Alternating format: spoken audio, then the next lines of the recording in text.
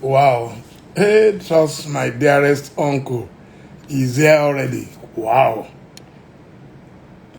At 85, he's still very efficient. Wow. Wow. Wow. Ah, Ekalesa. Hello, friend. You don't let me work, sir. This is Kojoko. Yes, sir. How's Ekalesa. everybody? Yes, sir. Yeah. How are you, sir? Well, do Mo quite fẹ́ well. kí karojú yín díẹ̀ sí, sir. Okay. Tẹ́ bá lè sún kíní kámẹ́rà yẹn mẹ́yìn díẹ̀. Okay, fantastic. That should be fine. Okay. Ah, inú mi dùn láti rí yín. Good evening, sir. Thank you very much. At 85, you're as efficient as ever. I'm 82. 82 ni. Yes. 82. Yeah. Fantastic. Wow, wow, wow. Good to see you, sir. Thank you. You are looking very good. Thank you very much. Okay, before we start, we have our usual protocol. We are going to play something for you, and then we will do an introduction. Okay.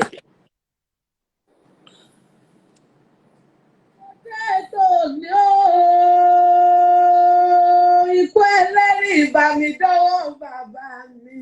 Ìbà mi dọ́wọ́ bàbá mi. Bá mi EZEKIEL Ọlásùnmọ́yè. Fátóyè ooo. Wọ́n ní bàbá péré akọni àfídà lálẹ́ gàràgà lónìí orí àbírè. Mẹ́bí torí ọmọ Ọlásùnmọ́yè ní ìṣèwìdọ́ ooo. Ọmọ gbọ́ sẹ́sẹ́ báyà lédìyàn. Ọmọ agbẹ́yìn kùlé mọ̀ ní ọdún tó kù náà kọ́ fá o. Mẹ́bí wọ́n lọ máa gbọ́ fati ibi ti hàn. Bá mi Fátóyè dákun dá mi ló wọ ní kéésì. Mo lẹ́bí mọ́lẹ̀ àwọn bàbá rẹ̀ ṣe máa ń lọ ní. Bá mi Fátóyè Ọlásùnmọ́yè máa ń gbọ́. Olójẹ́ ní ara òjé tó ní ìpẹ̀tù. Péjẹ́ ajá ni wọ́n máa pàjá fún aláwọ̀ jẹ̀sọ̀kúdò lójó màrọ́ ti wẹ̀ bí òdù. Bí bàbá yín bá ń dáná lógúnlógún, ńgbà mi Fátóyè o. Ṣé rántí pé kì í ṣàṣọ àmúpẹ̀kun bàbá yín? Bí bàbá yín bá ń dàrú òfin lọ́gbọ̀n. Gbà mí o, kì í ṣàṣọ àmúpẹ̀kun bàbá yín. Kí wá làṣọ àmúpẹ̀kun bàbá yín? Àwọ̀ ajá làṣọ àmúpẹ̀kun bàbá yín. Ẹ̀yin náà máa pàjá fún ọ̀ráwọ̀ jẹ tó pẹ́kun tó lájà náà máa rọ̀ ti wẹ̀ bí òdù. Ọmọ lára mẹ́sàn-án ńlá máa rí bí ògo ológun ọmọ àròyìn ogun bàrà fàgbẹ̀. Jájájájá wá jájá ò jẹ́ bẹ́ẹ̀ lẹ́yìn òní jájá mọ́. Ọ̀jàjà ńlá mọ̀ pé yí gbọ́dọ̀ ọ̀la. Sòkúdò lóòjó níyàn ọmọ àrọ́ ti wẹ̀ bí odò.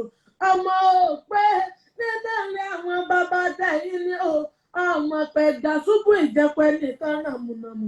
Òjò ò ní jẹ̀gà bẹ́ẹ̀ ni wọn ò ní jò rófó. Ọjọ́ ọlọ́jẹ́ bá kú bàbá yẹn àmúta ìtàbílẹ̀jì wọn àmúpọ̀nù. Ọmọ pé ọmọ ẹ̀dá ṣubú ìjẹpẹ́ nìkan nàmùnàmù.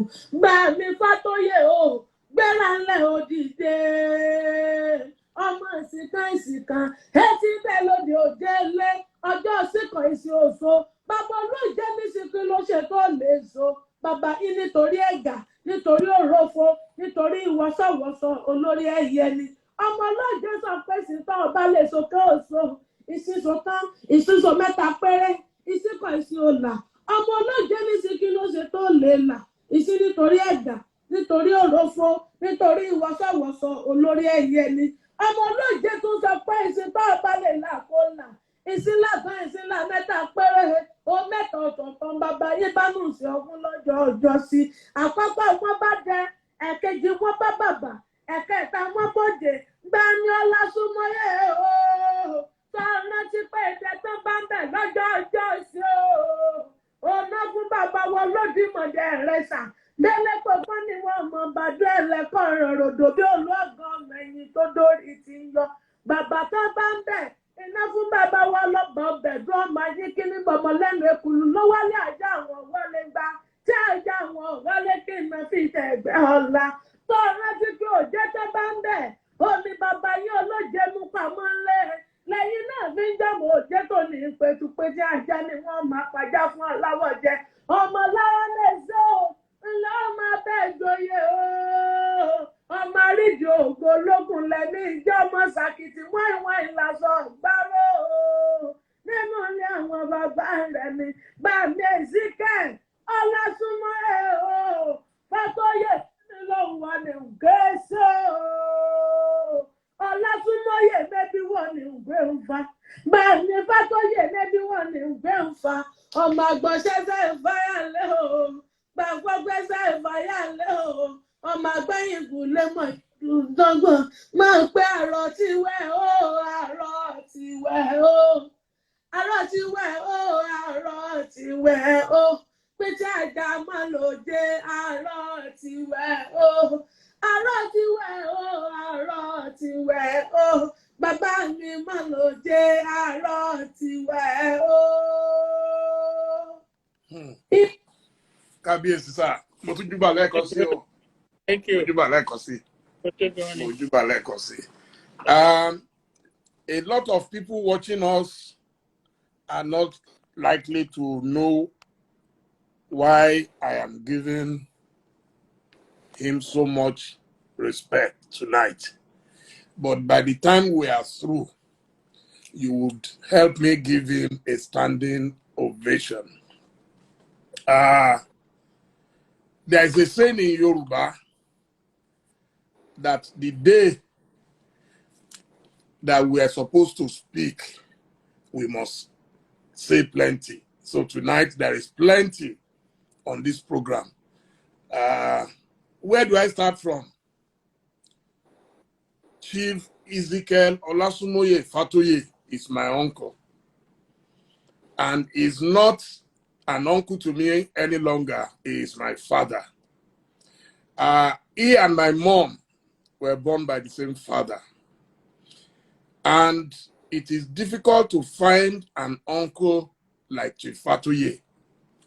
A lot of people will tell me, oh, why are you humble? Why are you this? Why are you that? Trust me, I got it from Chief Fatoye. By the time you follow his achievements, you'll be shocked that at over 80, he's still this smart, he's still this very humble, very calm. The story is this. In 1995, I was forced out of Nigeria by the government of General Sani Abacha.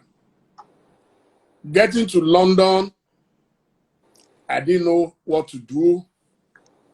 You know, we were hoping against hope that Nigeria will get better, the general will calm down and allow us to go back home. I never planned to live abroad. At any rate, after a few months, I went to see my cousin, who happens to be Chief's son, Segun Fatoye, now Pastor Segun EZEKIEL.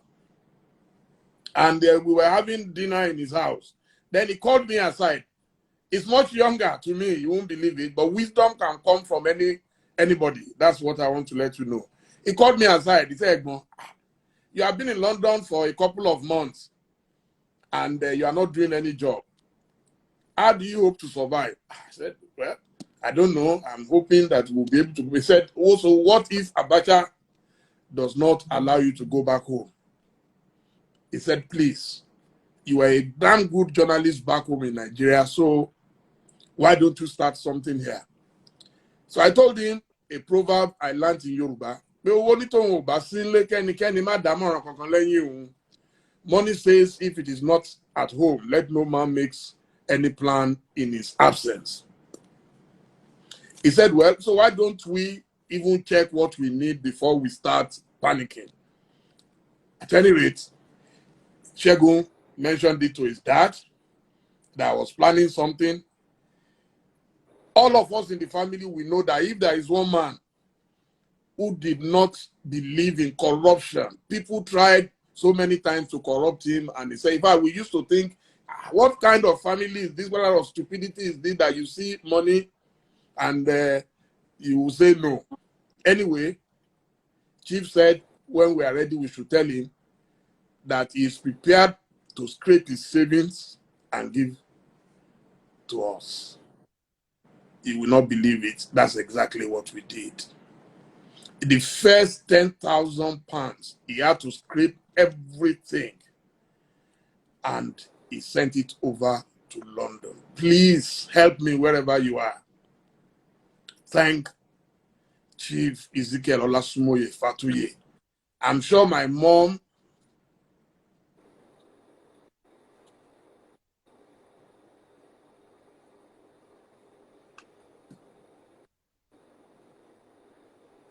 It's okay. Thank you.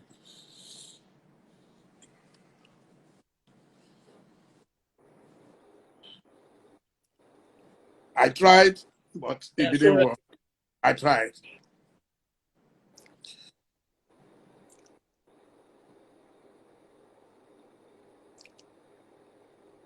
My mom is very grateful to you.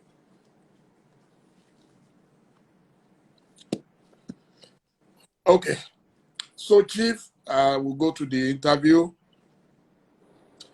Could you kindly introduce yourself, your background, how life was at the time you were born in Bogo, Olufi?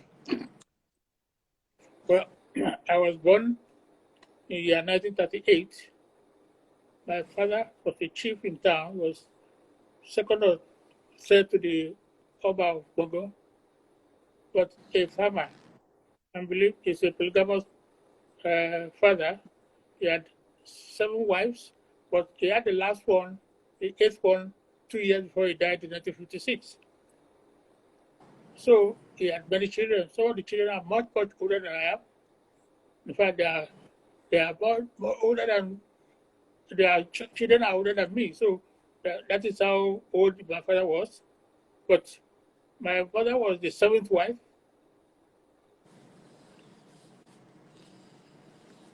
But there's one thing I gave to my father. He's extremely generous. He's generous to a fault. Everybody feels free in this house. Whether causing relation to non-relation, we all eat on the same table. Even all the children we eat together. Even the senior ones, we all eat together, and there's hardly any decision between one child and his mother as the father. There's no such a thing in our family. We can eat from any of the wives. I can play with anybody. I can enter anybody's room in the house. It's a square house in those days. But that was quite interesting. And when we started school, I started elementary school in 1946. My brother, Sheyi's father, we started on the same day in school. Because he was about 16 at the time we started. And my father said he wouldn't go to school because he doesn't believe in school anyway those days. He go to farm and come back home. So my brother said, I must go to school. He refused to do anything. Then he joined us in school. In 1946, there was no room to keep us. We sat on the floor.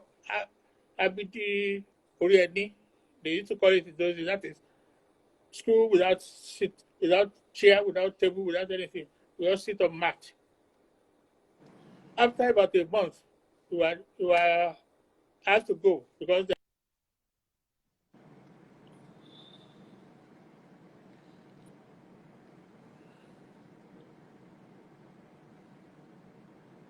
the internet problem, we'll be talking about all these problems later.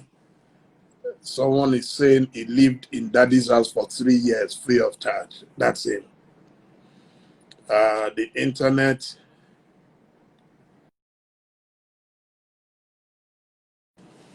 We have problems. We lost the internet. It will come back, I'm sure.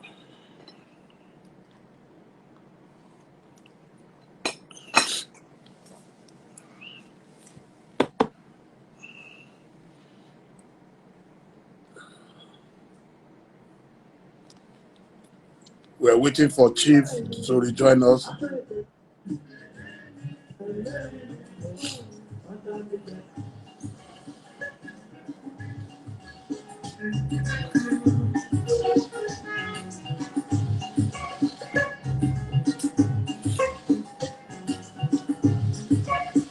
Uncle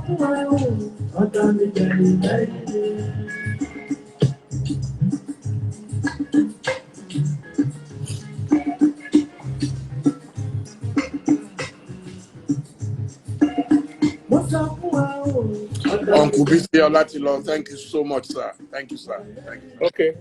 Yes, So, sir. when I was taken to do by my cousin, late Dr. Akirifo, we traveled from Gaga to Odeogun. And from there, I stayed in Baba Fajabi's house in Odeogun. And I started school there. But the following year, I had to come back to Mogan to continue. That was 1947. And we had to take exam before we move on, before they can even admit us in Mogan. And put your head on the head, but you have to take an exam, right to where you can stop. I think I stopped at 25 or something. And I was taking in. All my other courses were all in the same class, but at the end of the day, they put me on higher class. One of the teachers in those days was Dr. Maimi, who was the cabinet of Muga some time ago. In fact, he loved me so much, he used to take me to school virtually every day. So we were in school and we continue until 1951. One significant thing I will also say is about Chief Afebayola, who taught me in Standard 3 and Standard 5. This man was so fantastic, and I was surprised in his autobiography. He didn't mention when he was in Bagan. In fact, I mentioned to him, I said, Bagan made you from beginning to the end. In 1953, he and Dr. Momodu were very close. I think he just left government college by then. And he used to teach our teacher mathematics and so on and so forth. So, but Dr. Afebala was a very, very strict person. If you write six questions on board, if you fail one, we'll give you 6 lashes. If you fail 2, 12 lashes. Until the time he ate somebody and he had cloth at the back. Wow. So the father go and report him to the Ministry of Education in Ibadan. So I think the Inspector of Education at that time was the late father to Anthony Nahuru. It was on holiday. It was holidays, but we are still in school because that's what Babala is. You close by 3 o'clock. You come to school. He asked a group of us that he was bringing up. If you go by 2 o'clock, you come back to school by 2:30, and then you start reading. In the morning, you are resumed by 6 o'clock in the morning, and before the school opens at 8 o'clock, you will have done some work. That is the type of discipline Afebala gave us, and his brother, late Marcus Afebala. Then he made us, when the instructor came, Ola was teaching us in the school, in the classroom. The instructor came straight to the classroom. When after he saw him, he jumped through the window and escaped. Based on that, he was put on suspension. And this is the beautiful thing that he has. And he didn't go to secondary school. He went to teacher's training for 2 years. Wow. When they suspected him because of this problem, After started reading O-level at home, he passed. A-level at home, he passed. BSc Economics, he passed at home. Wow. So he was still on suspension. By that time, he was able to go and teach in secondary school in Ibadan. That is why, in fact, that was what made him in life. He was very brilliant for somebody, and then he went to do law 2-3 years again to become a lawyer.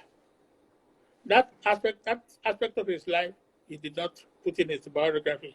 And I think it is the most interesting part because it thought it's an inspiration to junior people coming behind. Because to be able to do that when he was on punishment, they were already punished him. In fact, they wanted to dismiss him from school. In fact, eventually they dismissed him. But by the time they dismissed him, he has already beyond what he was. That is one thing I learned in him. There is nothing you want to do in life that you cannot do if you put God first and work towards it. You get there. That's exactly what Afe was doing. And today, I think his success is so sure when you get to Adokiti. So that was what inspired us. And he chose those he chose. He said, go to secondary school. We all passed entrance examination to secondary school. I took only one.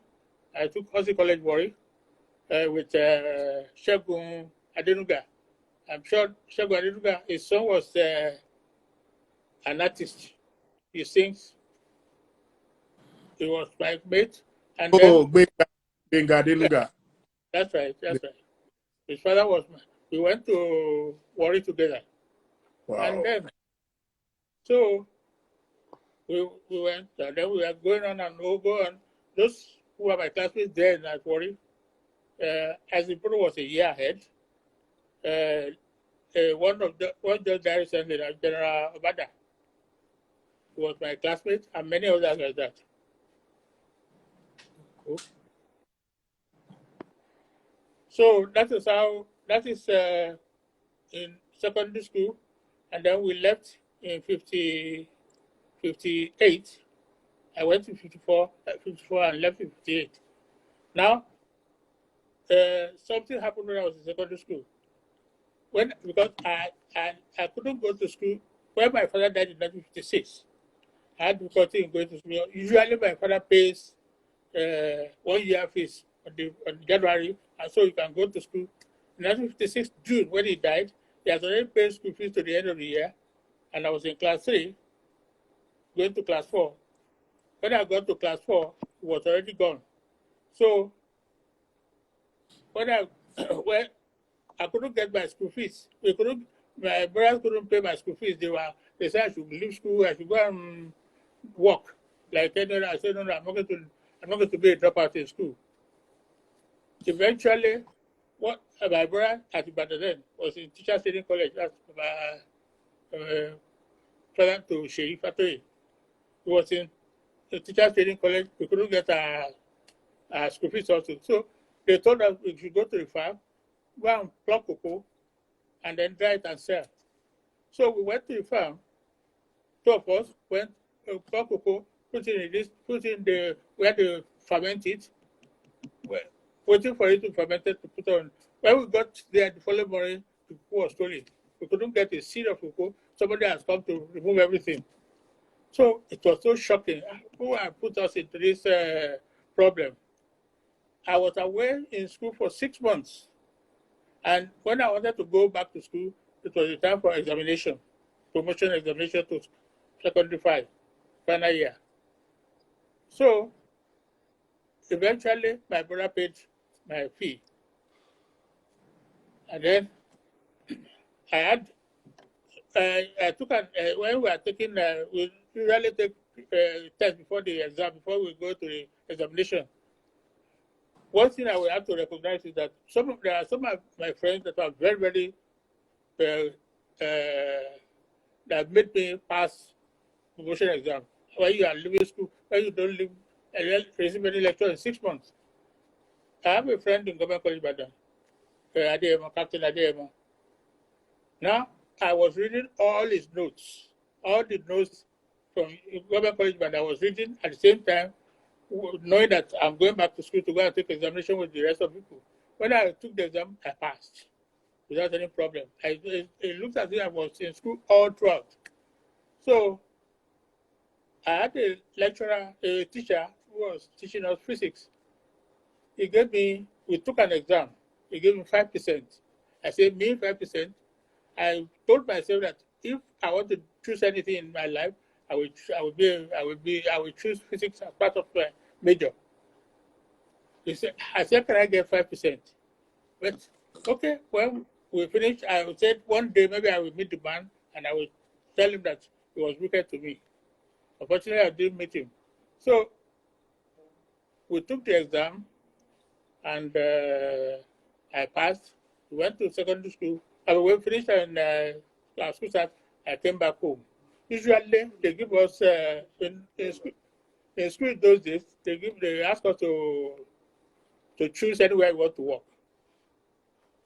And because they were interview us in school, and you go to anywhere there's no problem as far as employment is concerned in those days. So I chose School of Agric Ibadan, more practitioner. Well, as the results came out, they said I should go to Akure. That time there was no light in Akure. I said, no, I can't go to, because we are used to light in Warri. There was light in Warri, everything was okay. And light doesn't go out. It goes out now. 1954, 50 something. We always have light. So that was what happened to us at that time. Now, there was something very interesting when I was in class 5, which I nearly missed. That was, I have a friend who were classmates in school. They now happen to be father to Dayo, Shegun's wife. Right. He was my classmate in secondary school. I remember when we were in class 5, the physician. I'm trying to remember the name of the physician who came to Warri then. Victor Olaya came to Warri, and we left the hostel and went to listen to Olaya's music. We didn't know that our housemaster was there I saw us. Before we got out, he has gone to the hostel and he made roll calls in the night. What we did was that we removed the bulb in our room, did as if somebody was asleep, put pillow as if somebody was still in bed there. So if you come and you switch on the light, you think the light is on. So by the time we came back, he has called everybody. After Saturday, he has called everybody, and then we said, we're in trouble. And our principal then was late Justice Awogu, who was a Supreme Court judge before he died. Now, I then remember adjust Ibiori, the headroom. Okay, okay. Okay. Yes. So now, Bako Wisi, that's the name of Shegun's father-in-law, had a cousin in Warri who happened to be senior education officer. Recently, was just married then, Mrs. Obiogu. So on Sunday morning, I said, look, Marcus, let's go to this woman to beg her to help us beg the principal. Otherwise, we will remove all of us from school. If our housemaster should tell you that this is what he saw. So we went to her, we told her, I said, okay. So we spoke to the principal, and on Monday when we go to school, the housemaster has gone to the principal. Then the principal said, hey, is that so? Okay, we are fine. No, he was expecting him to call us and then discipline us. He didn't. So it surprised him. Why did he do this? This man didn't do anything to these people. He didn't. So that's how we did. That's one of the interesting things prank that we played in secondary school. So when I couldn't work when I couldn't work in School of Agric, when I couldn't go to School of Agric, I decided then I stayed in Ife with one of my cousins, Fajobi. I was staying with him. Then one day they said they were looking for teachers in Momodu and Anglican Girls School, Ife. So I decided to go to, I told a friend of mine that we were living together, Alabi.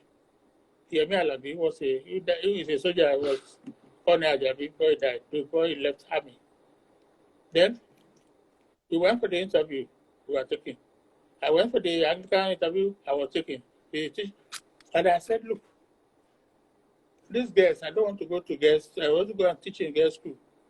First, the senior sister to late Reverend Defa was the principal at Defa Fordra College. But I said, look, this woman does not He doesn't. He will take you as a small boy. You have to portray everyone when you get to school. You have to be. You have to know your oriki and whatever. I said no, I'm not going to grad school. So I went to Ikotu. Incidentally, I have some brothers there who are about a year senior to me. I became their teacher. We all grew up together, but I have a situation where, I mean, we were always eating together. When I became a teacher in the class now, it separated us. It created a barrier between us. So that's how I thought the day until I got a letter from a senior of mine, Chief Awoshika. It said he was in PRT school, so if I'd like to come, I should apply. So I applied. I went to Oshogo for the interview. The one English one was the engineer in charge of Oshogo. Oshogo was headquartered from Jeba to Ibadan boundary. So he interviewed me, and I was appointed. I was given a job, and I went to Oshodi. Now, interesting thing, we were three friends then at Oshodi, very, very close. Adebanjo is still alive. He's an engineer. Dele was my very, very intimate friend. He's dead already. All right. So three of us were moving together. Then we now decided we want to challenge ourselves. How much I needed? £12.10. We said, okay, we must save £5 every month. The balance we can use the way we like. So that was why we started. Then in the following year, our salary was increased to £27.10. We said, okay, from this moment we must save £12. I mean £15 out of the rest we can spend the way we like. And it's more than enough for us. I mean, we were able to eat, we contributed what we call, when we were in training school shooting, the present PNT school shooting. We have what we call community feeding, which is central feeding. We pay £4.10 for 1 month. That £4.10 will give you cornflakes in the morning, tea, every breakfast with egg, everything. Then it give you good lunch and good dinner. £4.10. And it was okay for us. We were saving and saving. And eventually, when our salary increased to £39, we were saving £25. Wow. Because I knew that I must have education. I cannot be a technician for my life. So I had enough money then to say, okay, I can go to school and play 2 or 3 years and I'll be okay. So I sent the entire money that I've gathered to my cousin in London, Chief Fajabis of Bele Memory. I told him I will be arriving, I will be coming to London. And by the time I left, by the time I went to UK, I had 4.5 months holiday. So I applied for PNC to give me study leave. They rejected it. I said, okay, take this notice to retire. So I went to UK, and myself and Dele. You went by sea or by air? By air. Okay. By air. We went by Egyptian air. We slept in Egypt for a night before we got to London in the afternoon. So it was quite interesting. And we moved to Bolton. Myself and Dele moved to Bolton. And we were coming together. Nobody was sending money to me or something, not even a penny from anywhere. The money I saved is so that I paid school fees, so about £16 a year. I paid it in London. I mean, in Bolton at that time.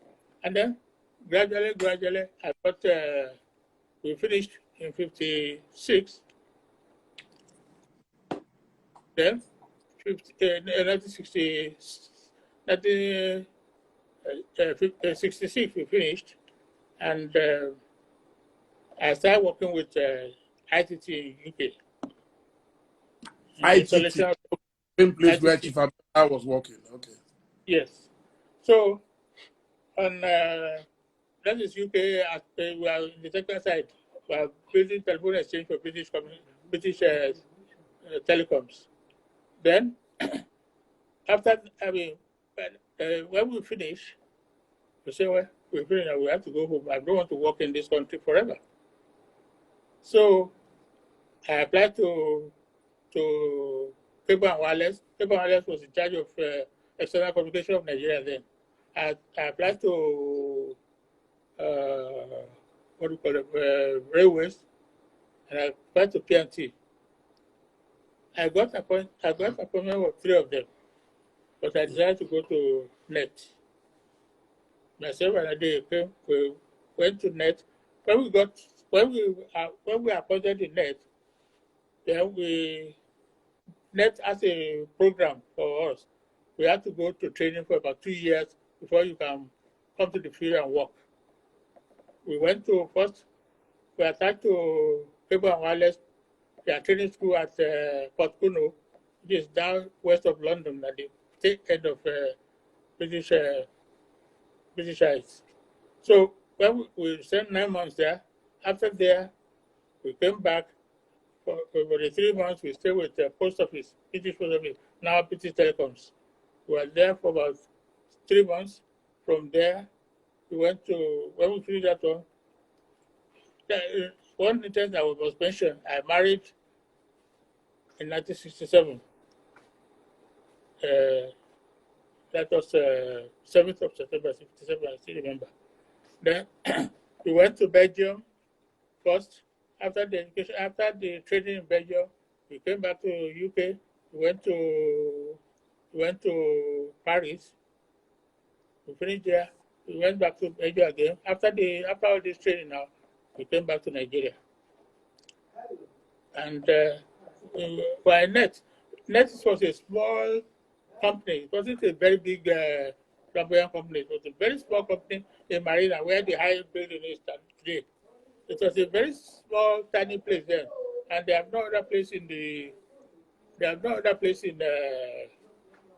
no other area. They don't have any other location except small place in those days. What they do? They have cable, international cable.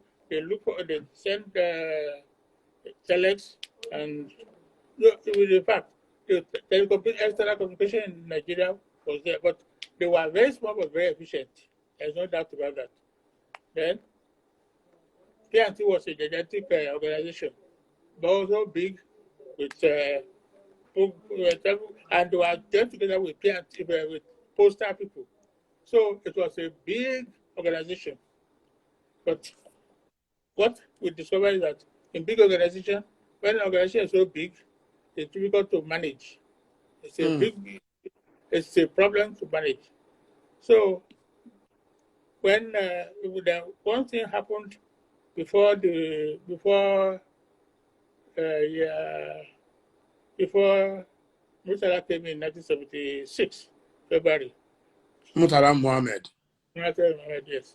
He was commissioner for communication when I met him. Our general manager in those days was Mr. Afner. He's of blessed memory too. Actually, he died at 97. Now, one day, I think I followed him to the hotel in Park Lane where Murtala stayed. And we were there sitting.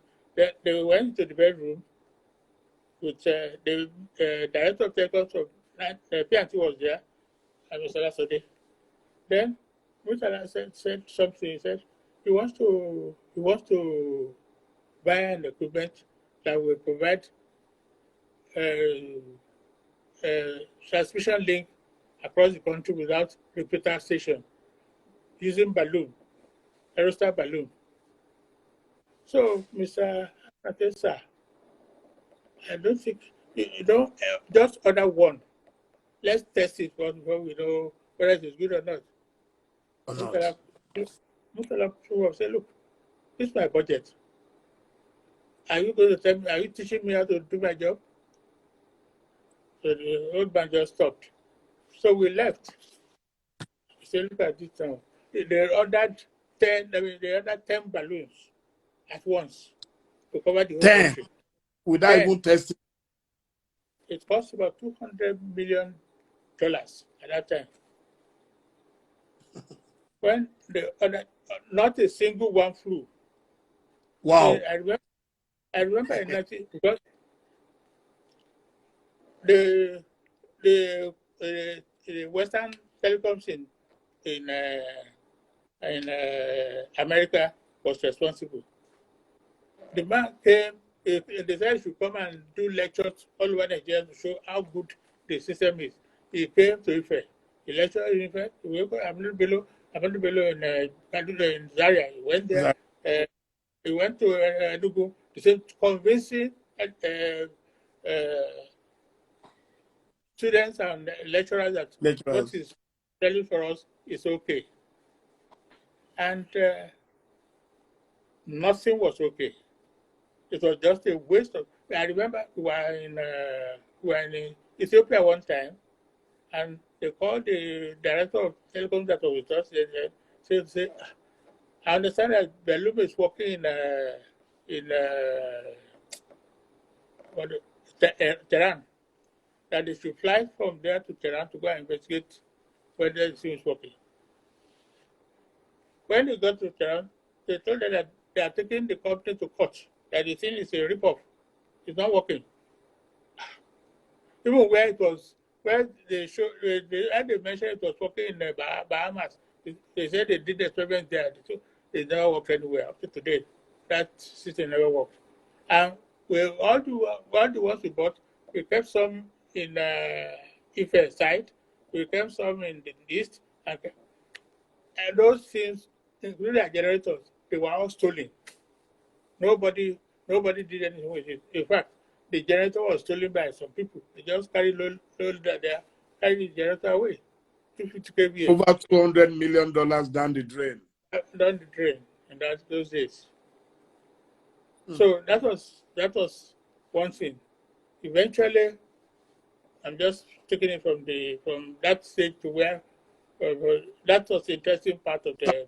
You say that was the beginning of the rot in our telecoms. That is true. That was the beginning. But that is not just the only beginning. Our problem, I remember before we got married to PNT, Nitel has got, Net has got international exchange. We've got satellite station in Lanate. So those things were working. But the British telecom people say, they don't accept, they will not accept international direct dialing from Nigeria. Why? Oh, wow. Because they say they cannot attend. I say, okay, let us go around and see where the problem is. You come to us here, you come to PNT, go to London, terminal, you come to the exchange where the operators are, and let us see where the problem was. So we went. When we got to Nigeria, they came, they saw some problem we had. We surely had some problem. We saw it. So when we got to London, the far end terminal, which is the terminal before it comes to the operators downtown, I found that it was better. So when we got to the operator side now, I said, let us call. The operator said, I cannot make my call. My finger. I told the operator, stand up, let me listen. I tried, I couldn't get through. So I told the director of British Telecoms that was with us. I said, let me see where the operator equipment is. When I got there, I found that it was in the complete mess in London. I said, this equipment will not work. This is not a Nigerian fault. This is your fault. That was the day they said, okay, we are very sorry. I couldn't believe that they would ever apologize to us. They said, okay, go ahead, introduce international working. And that gave us about 300% increase in one day. Within a week, we were able to make as much money that we would have made a year if we have not introduced direct dialing. So Wow. that was the beginning. But then I can tell you that Nitel was doing very well. Then Net was doing very well. Then they said, okay, the question now is, they want to match when this time now. General Buhari was the head of state. He has come 1984.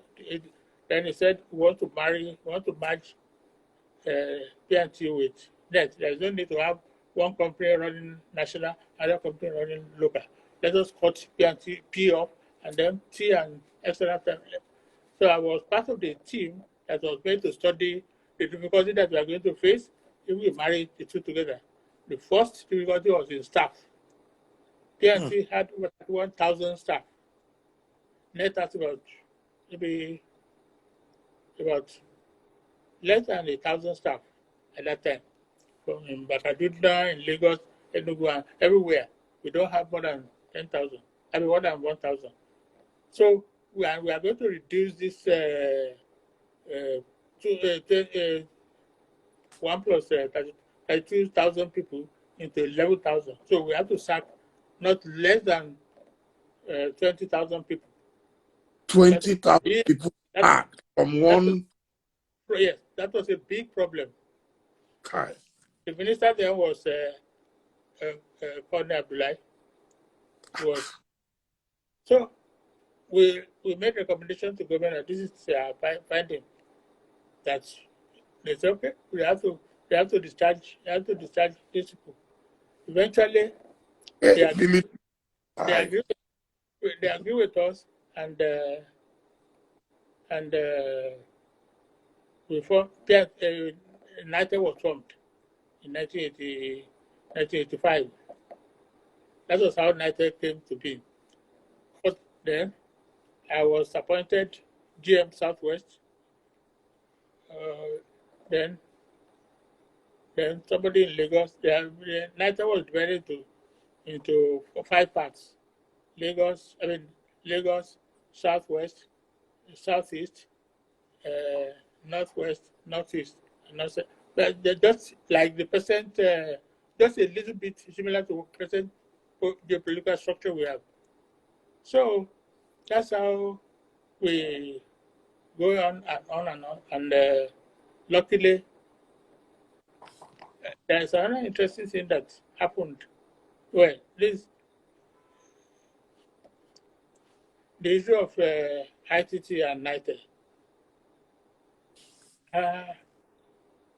Before NITE was merged, ITT has made the proposal of digital exchange to P&T as a loan agreement, based on loan agreement. So they signed agreement, but they didn't implement it. Now, when the government came down, they said they should then government came, they said we should go and restudy how can they just say we should go and restudy the structure, what the type of contract, the method, the approach to digitalize all the exchanges in Nigeria. So, okay, I was a member of that committee, with led by Chief Petebase of Lebele Samori. I just learned that he died recently. So we made a study. We made a study on the way to study to introduce this thing. Unfortunately, when government sets up an organization or grants a committee to make a report, they expect you to be telling them the way it is going, how it is going. Some places they want to tell you how to work to an answer. But the committee member, which included the only few of us are from inside, others are other lecturer in Ife, like Professor Ajayi, who was NITAT before, and then somebody from Bello, somebody from Nsuka. They just set up a team like that, some private organizations, some private consultants who are together. And we couldn't just agree. That was the day FATOYE lost his job because Wow. it just came to me because when we were waiting to present and the camera, the television crew were around, the press were around to cover the report. The minister was blasted us. We sat down, marking ITT down. It really gave us in a hot way. So that was that. But the most interesting thing that happened before before Buhari. Buhari came in was the issue of Nekop House, the fire that got at Nekop House in February 1983. When Obasanjo took over, could we talk about the Obasanjo before we get to Buhari, sir? You know, there was Obasanjo, then we had Shagari, then so that, yes. Okay, when Obasanjo was there, before they set up a team to look at the major problem of network and why. In fact, first thing what Obasanjo, General, not Obasanjo, boss, General Murtala. Yes. He said Nigeria had about less than 40,000 subscribers. Nigeria with 45 million people, what can they have? So he said he want to increase the number of telephone in this country from nothing to 1 million. So how does he do this? He called in contractors, called in Ericsson, ITT, French, everybody. They came in and said, who of the two can give 1 million telephone lines within 18 months? Wow. They all said yes. Many of them said yes. So they said they should bring in their proposal. Then they sent the proposal. They launched the people to evaluate it in airport hotel for 2 weeks. They should finish the evaluation. They finished it. That was the first time ICT got $800 million worth of telephone exchange. Ericsson got 51 million. That's how they distributed this thing. But what the most important is that they got this without thinking of the building, the external line plan to link it together, the transmission to bring it together. Right. So that was really the time of after Murtala left. Oh, yeah. So, and when this equipment they ordered came in tons of ions. There was armada of ship to clear this thing in port. There's so many. There's no way clear to keep them because the buildings are not ready. Because what they did was instead of giving the contract to, instead of giving Turkey building construction to foreigner, let the Nigerians do it. So they couldn't get it. They couldn't. In fact, if you go to the north, so if you see someone, even today, you go there, you see some building on DPC like Kado is okay, but it wasn't able to take the equipment that they brought. They didn't consider the height, the floor loading of the building, and that was the same thing all over the country. So all that money we said again. It's but you know when they brought the equipment, when they then did it, all right, since we don't have any of these things, discharge them, but keep the equipment in let them go and warehouse it them. Then ITT and other people, they have to now put equipment in some bush somewhere in Nigebu, put temporary hot, put a generator, put something to keep the equipment cool so that it doesn't get roasted. So that was what happened. When Obasanjo was there now, Yaradua had it was like He called all the engineers to come.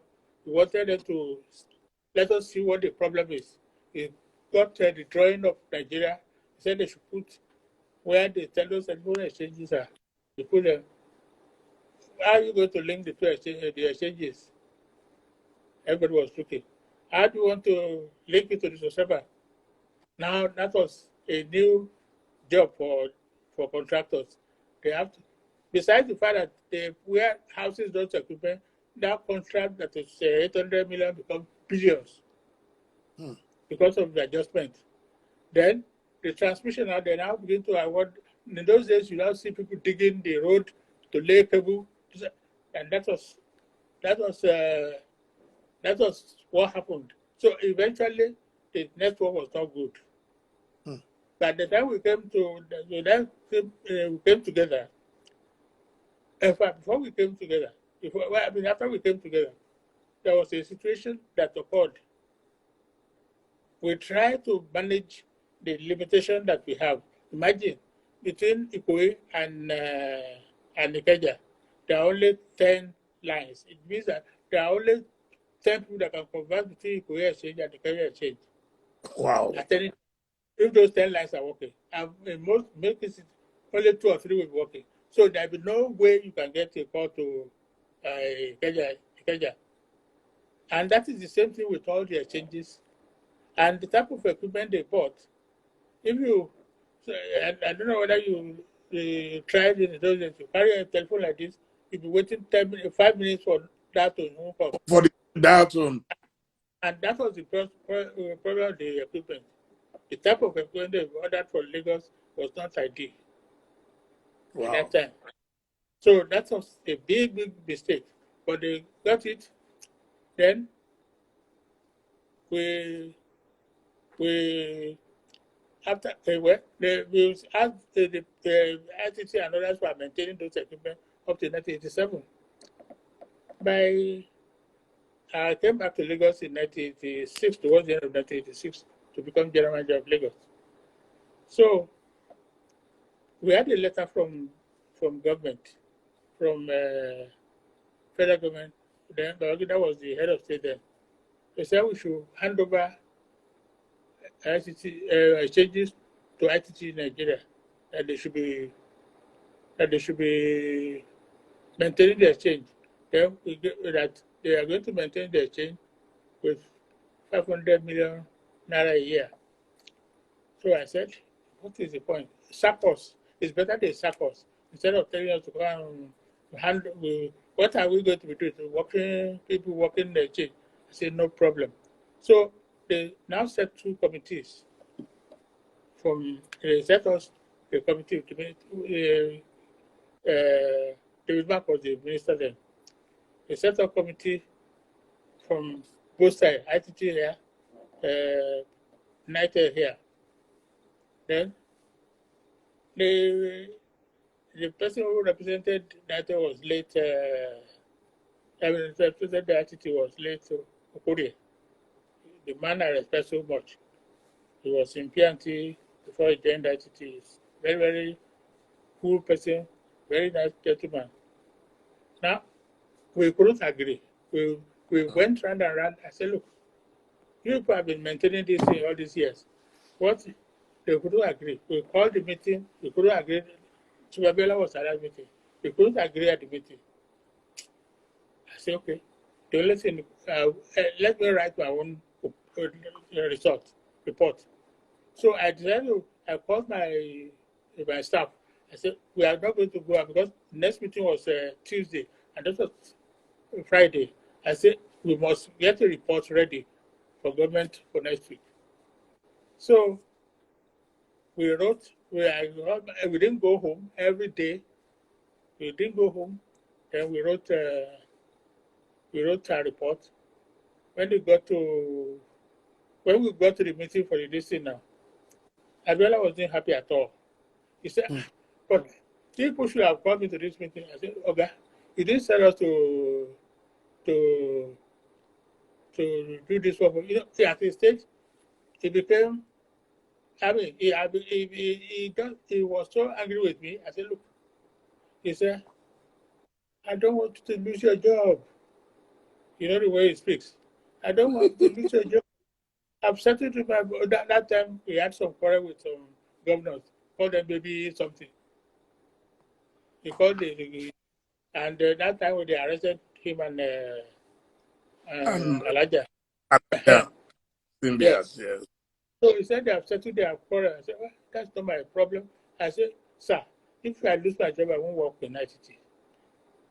You are a chief in Yoruba land, I'm a chief. You are, you are, you are 87, I mean, if you are older than myself, it's not more than 1 year. So the only thing that you have more money than myself. So he just helped me. So why are you talking? You are not quarreling. I said, I'm not quarreling because I'm not at the end of this one. I give you report when you have that. So he said, I shouldn't be annoyed. I mean, we started talking, and in fact, I saw him at home later. Very, no, so when we got that report, we sent to Akumu because Akumu signed the letter to us. He was the vice president. We sent them reply. They sent the report to them. They couldn't say because at that time, Abiola, I gave him an exchange number from his solo in his house, and that was in his private room, his bedroom, because the exchange was not working. It's not even when the exchange itself is working, it cannot make any call. So that makes him makes everybody very, very sad. And the reason is the design of that equipment, which I studied in Belgium and France, is that the way they design the equipment, you cannot handle the type of call for Lagos. You can do it in Ibadan, you can put it in any other place if you work well, but not the high rate of it. Because by 8 o'clock in the morning, there is that. By 10 o'clock, when they speak, call, the stage is not making anything again, just dead. That was then one of the experience I forgot to mention is in Necom House, which is earlier on. I wanted to talk about it before the destruction the fire in Necom House. Now that was a bad day for Nigeria, a terrible day for Nigeria. The whole place just. I mean, I went to Kaduna. I came back. I just sat down. I was going to have some meeting with some people. The people came. Then somebody came and said, "There's fire somewhere. I That's go down." the net building. Yes. They said, "Why should I go down? I'm not going down." Another person came and said, I said, go and see when you see the whatever is burning, come and tell me. And eventually, I came out. I just took my jacket, my passport, which was in my pocket, and left and went down. When I got down, I saw everybody on the safest floor, which is the car park. What is happening? I didn't see where the fire was coming. So eventually everybody came down. I walked to the ramp, the car ramp. I told the people on the fifth floor, please go down with this because there's no fire along the distance. I went up to again myself. I started going from floor to floor to ask people to come down. Wow. Unfortunately, people are in that car park. Some people are trying to jump. Don't jump. There's a way. A pregnant woman, decided to jump. Wow. It was a very high sore because it just burst the stomach with the baby. It's unbelievable. And then that day, I couldn't go home. Now, and that day, the president was going to India. He stopped over. He looked at the building, and I was the only senior man with him there. I said, "Look, sir, we are going to India. In the next 3 days, I'll make sure that you got a call from Nigeria. That at least we are able to get telephone exchange working." So I didn't go home for 3 solid days, working, assessing what to do. When I got see what can, in fact, some places have been destroyed by water. you want to fire water. Everywhere was in a mess. So we worked until we were able to get the telephone exchange working again. So we made a call, promised to the president. We made a call to him, say, but there are some equipment that cannot be done, like telex exchange, POSIT was a computer telegraph service. Everything got burnt. Even the billing system, our billing system got burnt. Everything it was horrible. But Sir, this fire in Nigeria, sir. If I want to see money at that time, if I say the construction, the restoration, there's nothing the federal government could do. They couldn't. In fact, what I did was I know we need the radio room to the equipment downstairs. We need, if I say everything, but nobody's going to respect it. I called this, I said I need so much. Then I look at the battery for the telephone exchange, it was spoiled. So I called PNT, I called the director of telecom, Mr. Lonshola. I said, we need to say they have the same battery in Enugu. Let me fly it to Lagos. We got that one, we got the cable, and we worked all night to make sure that everything worked. And that was how we were able to get the telephone system working without any cost. We didn't get any cost. The telephone that got bought that we now, so then that's what gave us a problem. Siemens came to me to say, they can offer the exchange only on one condition. They give us 3 months, they can deliver it in 3 months. All they have to do is we have to connect to France, to Germany. And then all to be monitored in Germany. I said, no, we cannot do this to Nigeria. How can you be monitoring all our international calls with you there? No way. So I was we're back to Siemens now in some areas, back to them. So, but what I wanted to ask, what do you think was responsible? Do you think it was an act of sabotage? Was there any investigation at the time? That's a very good question. That's if I will put it this way. I put the answer this way. When the civilian came to power,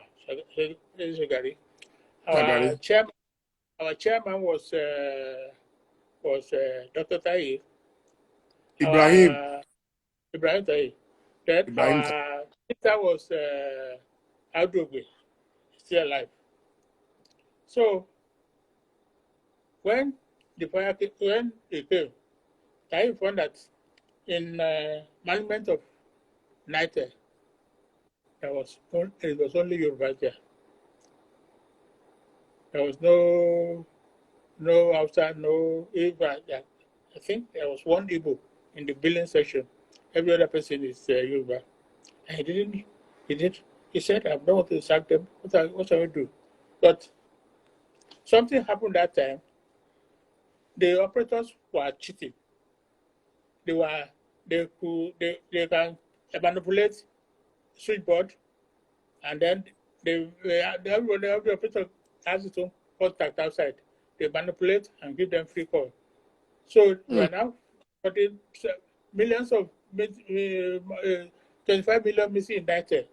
And then they start using the friendly press that was friendly to MPN those days, like Concord, like New Nigeria, and some other newspapers. You just find every day blast. 25 million missing, 53 million missing. Then they say it was the management that was stealing the telephone. They were put on suspension. So they were still on suspension when this fire came out. So they were the first group of people to be held liable. They arrested them. In fact, they went to court and they won the case. They were supposed to come back, but no way. But something happened when they brought the fire. I went to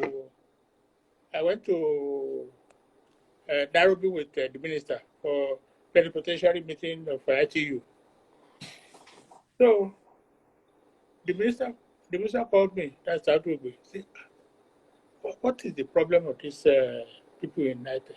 I explained everything to him. I told him what happened and what we have done, what we want to do to that.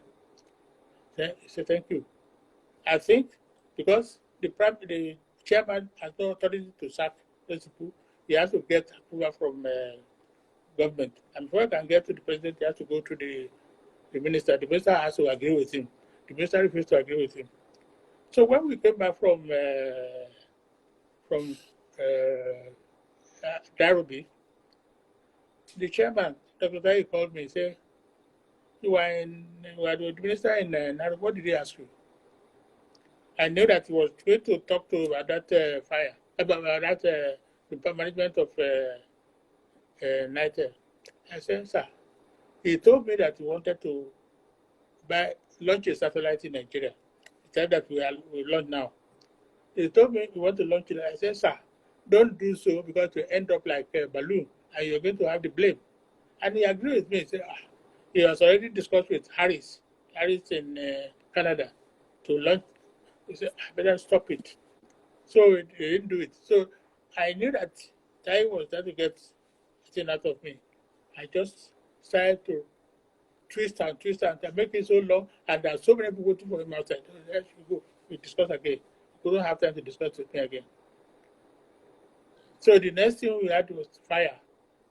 The fire now, those people they were arrested. There was no investigation, nothing. No judicial, no police inquiry, nothing up to today. And so when they removed those people, who replaced them? Did you have experienced people within the system? That's his problem. We didn't have. We don't have. They brought in some people, okay. They brought in some people, not to the technical side. They brought in some like personnel and those areas. Administration. Administration, generally. Those are the people that came in. Wow. So that was the experience of the fire incident.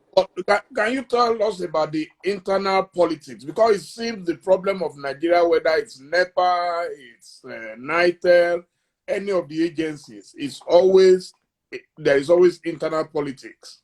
Okay, but what I've told you now, I think it's easy to know where the problem is. It's an ego problem. If there is no fire, they wouldn't have been able to sack those people. And because they have already gone to court and they won, they would have been forced to come back. And I couldn't. So the fire was clearly engineered so that those people would then be the scapegoats. That is my submission, because at the end of the day, if there was a judicial inquiry or whatever inquiry, one could have said something. So that's how they changed, and that's why the building just got burned down. Wow. So what was the rest of your experience? Okay, you later became executive director, operations or something? Yes, I was the executive director for charge of all the zones. That is 5 zones and the long distance zone. So I was coordinating all their activities. So then. So would you say you were given free hand at that moment, or it was still the same politics? Well, what the government wanted to do was to have a NITEL that can work. Now, under whose government now, sir? Under whose government? Babangida or who? Or Abacha? Abacha drove all of us out. Babangida Abacha was the one who drove you out. Okay. Yes. Okay, so under Babangida, what was it like? It was tried to give us free hand, because all we do was we generate our fund, pay our salaries, but also take part of it to do. There was little or no involvement of government anymore, as far as money is concerned. we get our budget, we get our budget approved, when we can operate our budget depending on how much we can generate from the services. So It was Bangida that David Mark said telephone was not for the poor. yes. Yeah, that is the problem then was that because of the scarcity of telephone lines, the loan became impossible. So people are just touts. They were living on touting. In other words, you want telephone, bring me 50,000. I'll get you telephone. They will connect this man's telephone. You work for 1 week, for 2, 3 weeks. They will connect the same line to somebody else. And that was what happened in those days. And it became almost impossible to correct because scarcity leads to Corruption. And incidentally, people need the service. They need the service more than anything. They need communication. But So you could have made billions at that time because yes. just a signature from you would have supplied many lines. Well, if it's available, if I tell you what they do in Lagos those days, they will tap telephone's line and create, they tap somebody's line and create a call office. In the night, in the day, they will remove it. I know there was one Igbo man that came to me. He said, what he did, he knew those, he said in the night, he dressed like a madman. He slept in his own office, outside the gate. He wore wig like a crazy man. And he saw them carry ladder to take his own telephone to go and tap. He said, he now told, he says he knew those people are doing it. He called them and said, look, don't come to my telephone again, don't. He said, that's so sad. He came to me in the office and told me this is his experience. It was bad. Then what we said, okay, how do we solve this problem? Then we talked about, we started mobile service. The mobile service, we chose the wrong equipment. I said, let us go. The 090. 090. I said, let's go to GSM.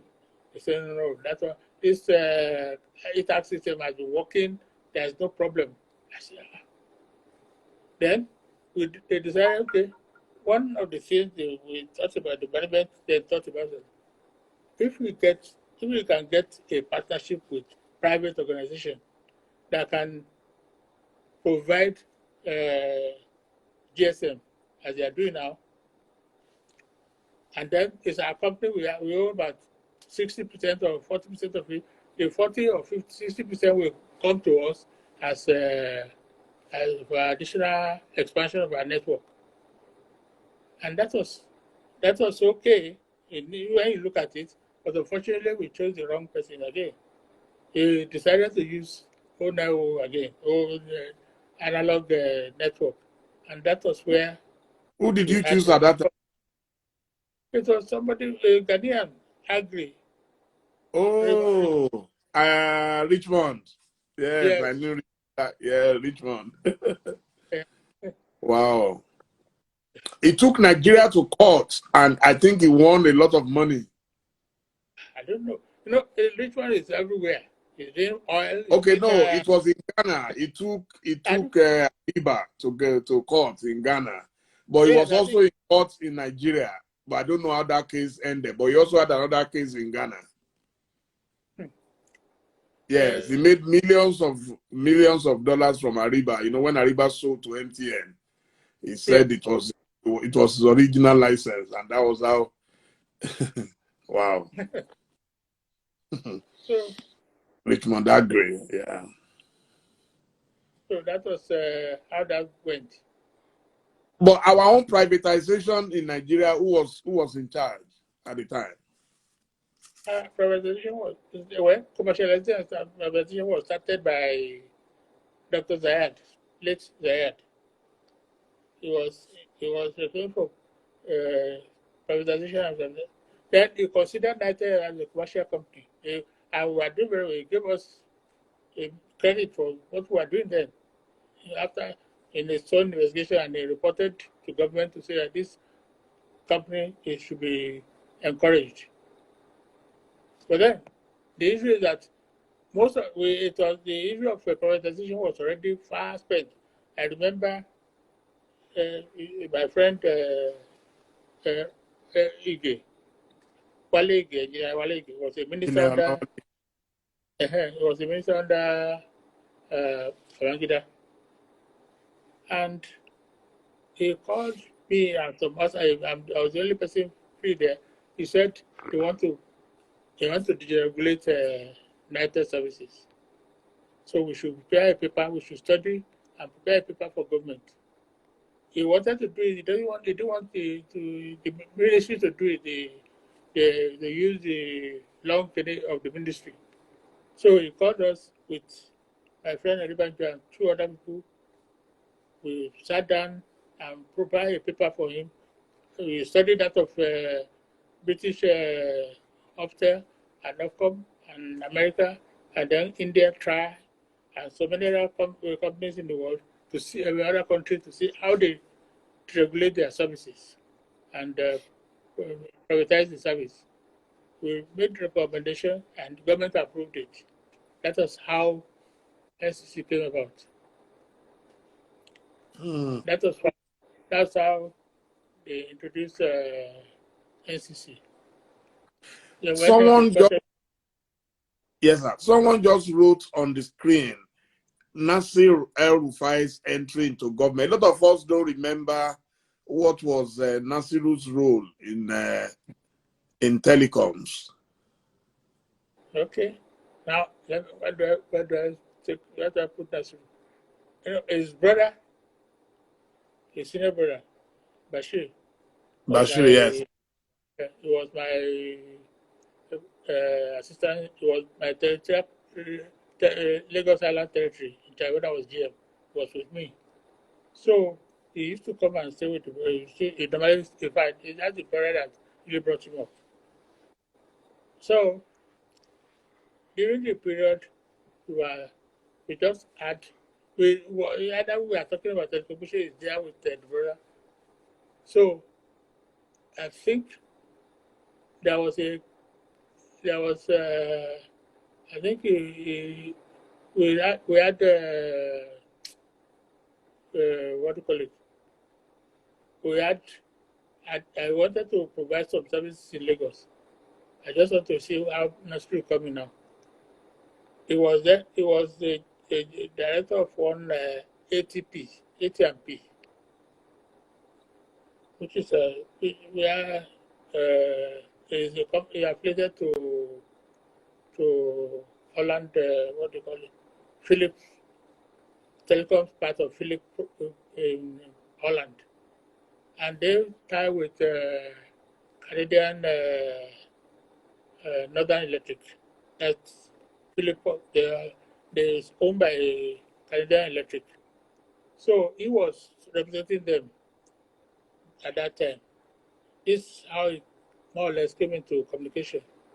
But when we wanted to build, when we wanted to construct our headquarters in Abuja,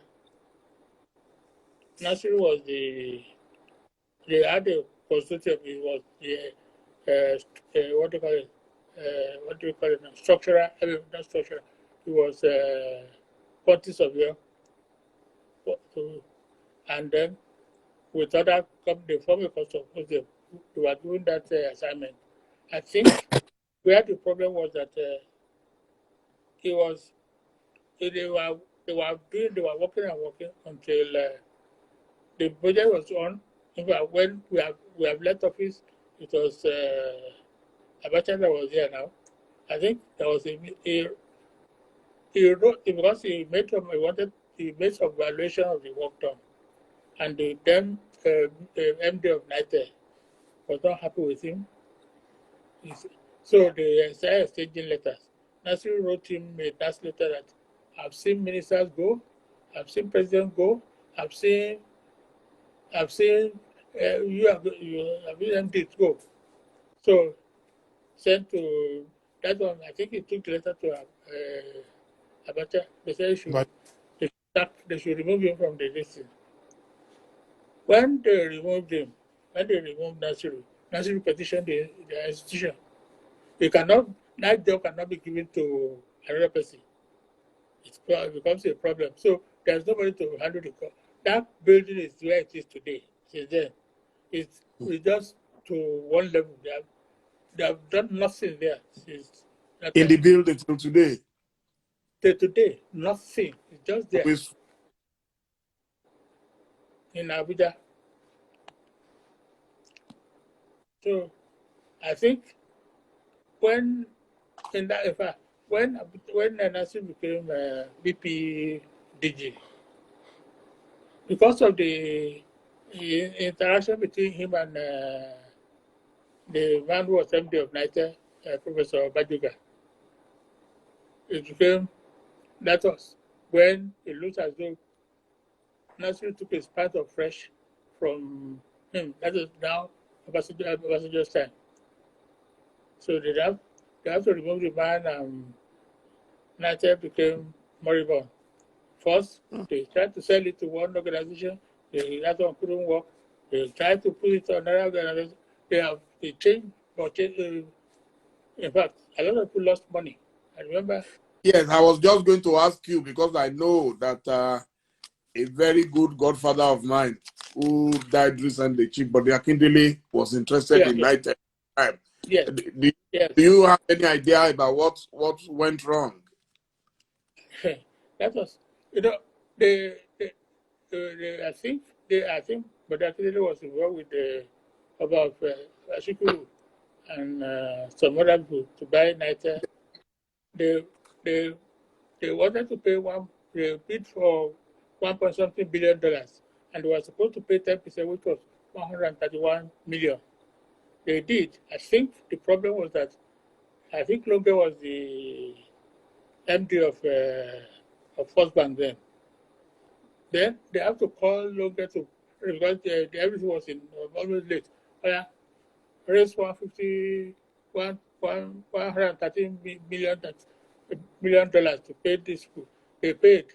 Unfortunately, they couldn't pay the balance, and the money lost. The money was lost according to the agreement. We pay 10%, we don't get it back. So that's why they lost. Then I remember again. A lot of money. In fact, I think I'm writing about it this weekend in the biographical story I'm writing on Chief Bode Akindele. It's a story, yeah, because he spoke to us about it then. I can't remember exactly. So that was the end of NITEL.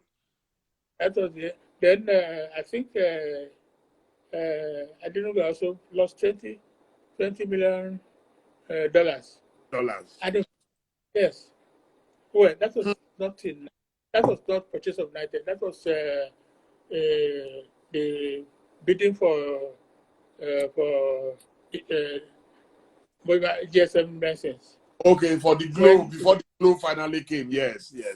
He also lost. He lost money. In fact, I personally went to MTM. I said, "This is the only Nigerian." They said, "Why do you want to make a Nigerian lose?" They said, "Well, that is the law. That's what the law says." It was, but it got something better than that. Than those license, than the GSM license. It got second national carrier, which is better than GSM license. But now NITEL has been sold eventually. How do you think? So, okay, let's start from, do you think it was sold at the right value? True. Do you think now it is as effective as it should be, considering the infrastructure that was already in place? See, the problem now is that the equipment is out of use. All the equipment, they are no use anymore. They just buy empty carcass. Empty carcass. There's nothing that they can't revive them. They have to now remove them and change them. Who have that money?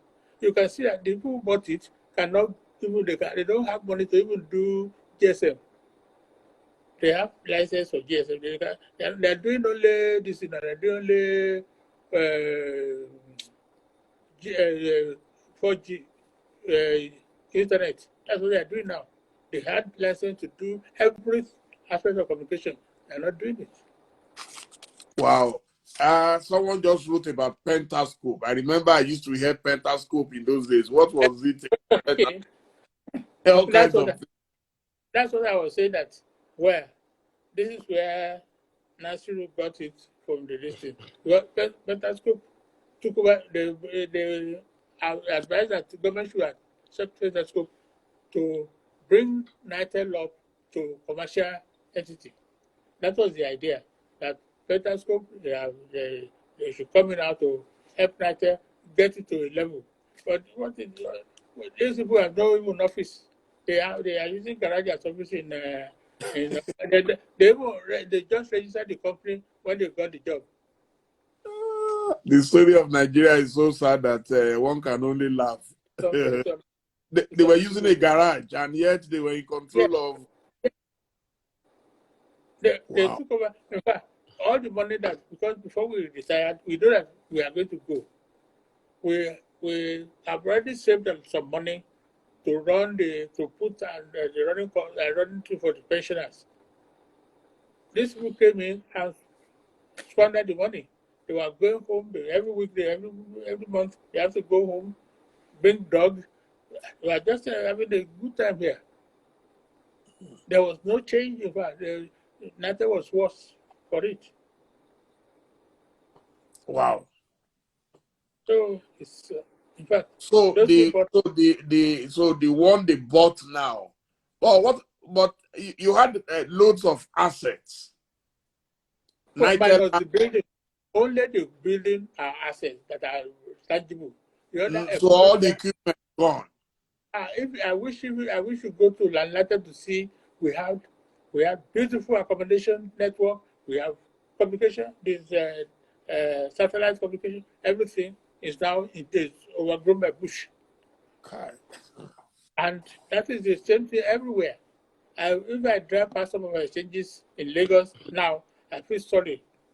I feel like crying. Say, this thing I did, I worked tireless to bring to this level is it's terrible. Sir, someone is asking that when you were moving to GSM, why didn't we make use of those fixed lines from NITEL?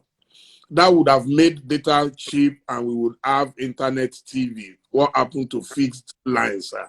Because today we're all on mobile. I doubt I don't know anybody using landlines any longer. And that is why I say any first national carrier, second national carrier, they are supposed to provide landline and like BT still provide line to tomorrow. Even they are supposed to be providing a fixed line network and mobile. Now everybody is now using mobile and still it's fixed. That is what that's not ideal. In fact, I've already told NCC, because part of the condition of license is to provide for second national carrier. Part of this thing is to provide landline as well as mobile. But because landline is more difficult to provide, it's more expensive to do. It's very, very expensive to do it. That is why nobody can do it. In fact, what we are doing now is to see how to house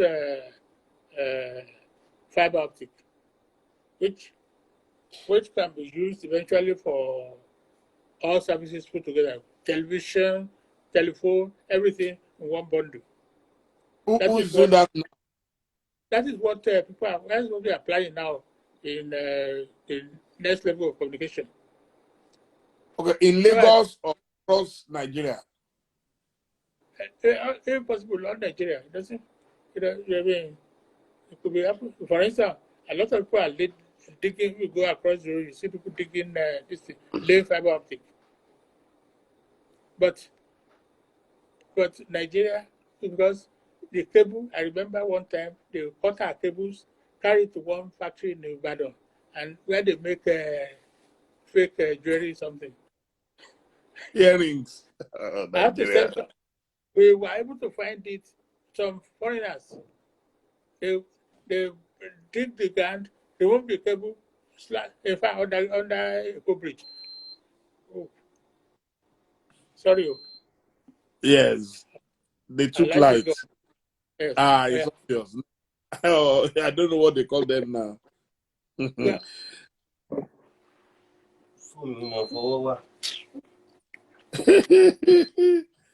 Sorry. That's Nigeria for you. It's terrible.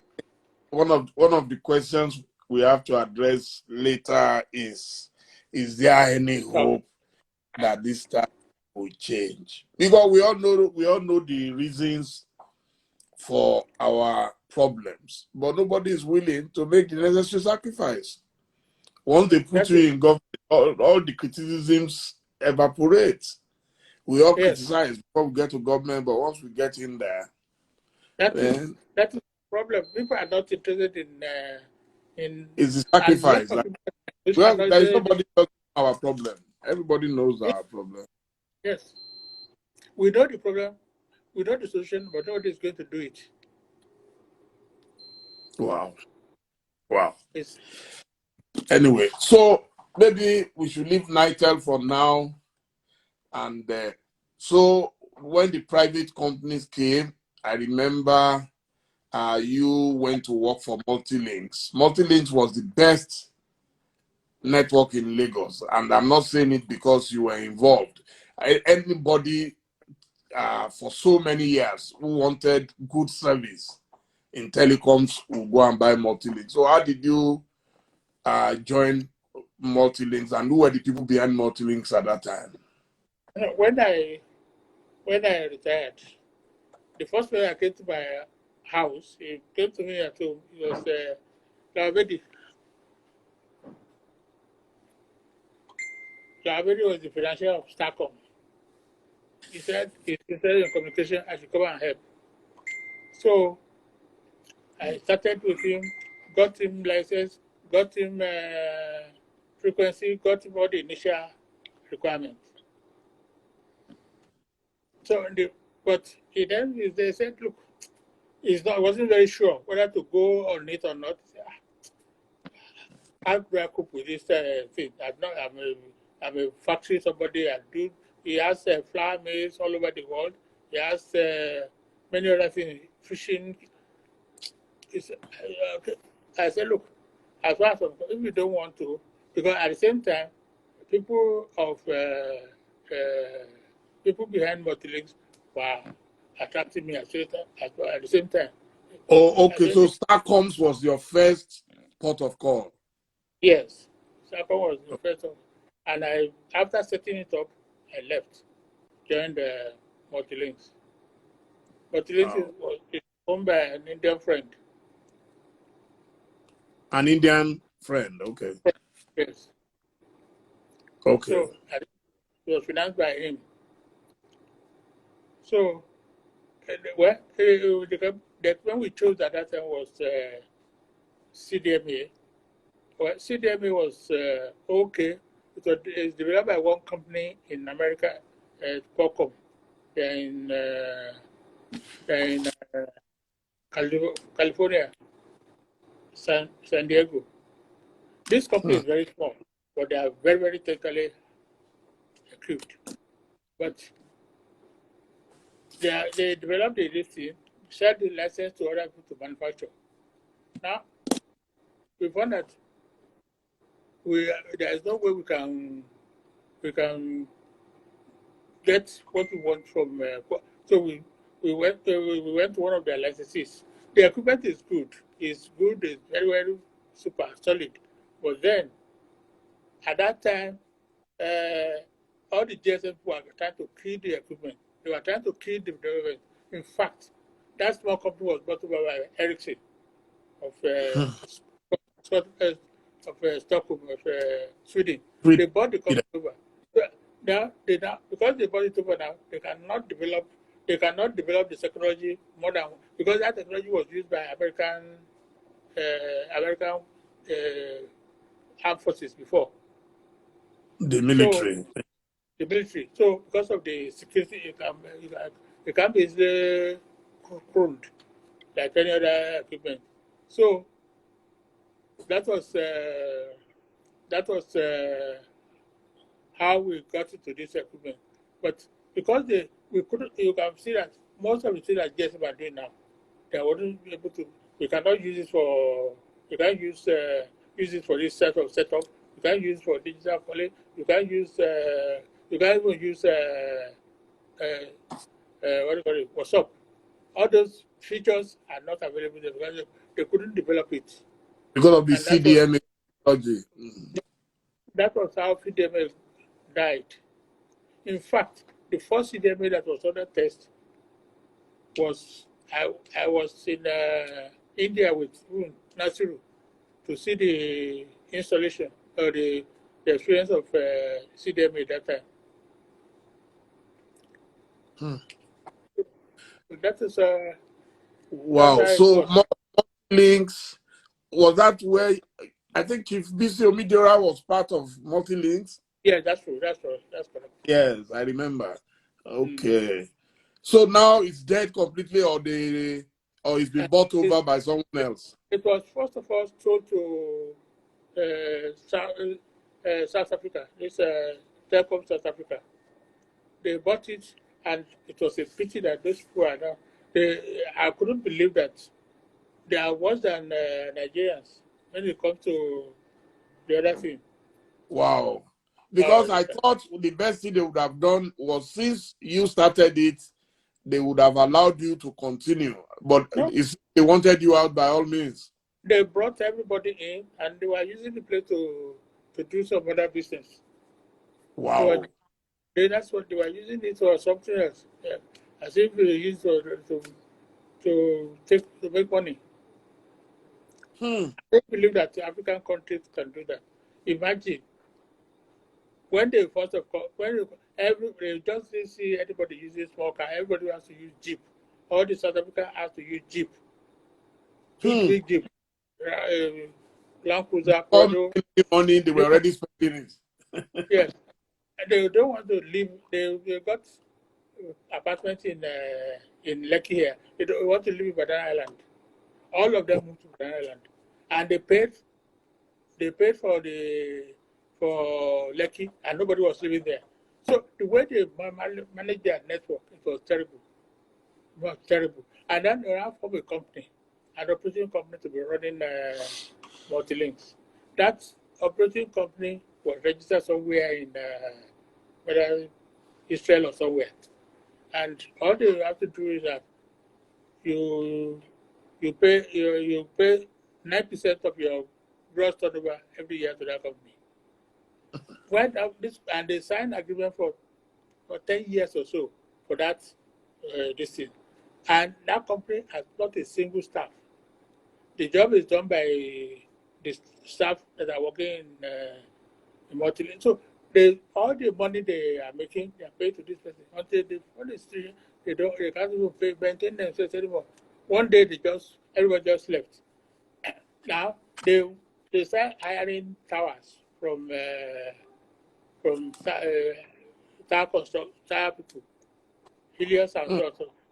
They want to hire tower like Bono. How can you go to Bono how do you get there? They hire tower, which they just make the money for the money to come out. It's so sad. So what were the regulators in Nigeria looking at? Maybe we should talk at this stage about our regulators, because I mean we have a body that regulates. Now it's NCC. So what is the role of NCC in all these things? Well, NCC is not looking into how you manage yourself. They're only looking at the service you provide, the quality of that service, and for your license, there are certain conditions you must fulfill. If you fulfill those conditions, you're okay. Even if you before you sell the company, you have to call in NCC. And you find that all the CDMA operators died off Starcom died, Reliance died, everyone like that. They all went. Wow. It's such a shame. So after multi-links, you manage to set up something again. But, Your passion for telecoms is unsurpassed. yeah, if anybody told me 20 years ago or 30 years ago that telecommunication will be like this today, I would say, not my lifetime. You know, then we used to say, they said telephone density in what do you call it? This Sweden used to be like 100, like one for one population to one to telephone is 1 to 1. Nigeria was more than 1,000 to 1 or 2,000 to 1 or something in those days. But to tell me today that Nigeria will be at a level of one telephone to barely one person with the population of 200 million people, and Nigeria is consisting of 150 million lines. I never believed that it will happen in my lifetime, and I'm so happy that it happened before I go. That Nigeria has done very, very well. And what made it is the way Obasanjo handled the privatization. They gave NCC. In fact, the first thing was to make NCC completely dependent of ministry. That was the first thing they did. When you make NCC to tighten the law in such a way that NCC can act without getting approval from the ministry, it makes things better. Then they liberalize they make it very easy for people to take back their profit out of the country without much problem.